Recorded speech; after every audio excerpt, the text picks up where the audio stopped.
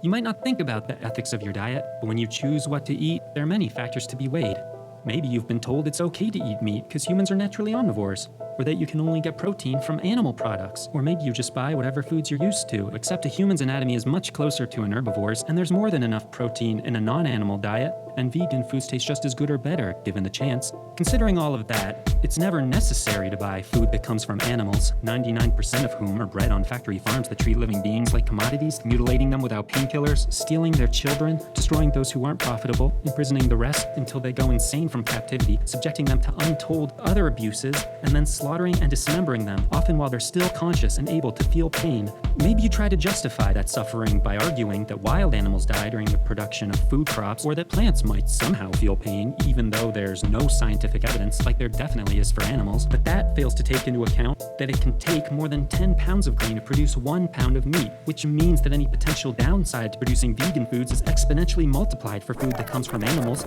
Then there's the fact that all those plants fed to animals could easily feed the millions of people who need food, and studies show that the average omnivore's diet produces 7 times more greenhouse gases than the diet of a vegan. Animal agriculture wastes water, wastes fuel, requires bulldozing more than 9 acres of land every minute, and has polluted more than 35,000 miles of rivers, while the fishing industry clears out the oceans of sea life. Plus, factory farms are breeding pits for viruses and pathogens, endangering all of us, but especially omnivores who suffer higher rates of heart disease, strokes, cancer, hypertension, and exposure to far more hormones and bacteria through ingestion. So to summarize, the diet of an average omnivore provides no true advantage other than some momentary pleasure, but a vegan diet minimizes pain, anguish, waste, pollution, boosts the health of everyone, and tastes as good or better. You were born with freedom that's been denied to animals. No one else can force you to eat something you don't want to, but when you choose what to eat, you need to ask yourself, what would an ethical person do, and what will you do?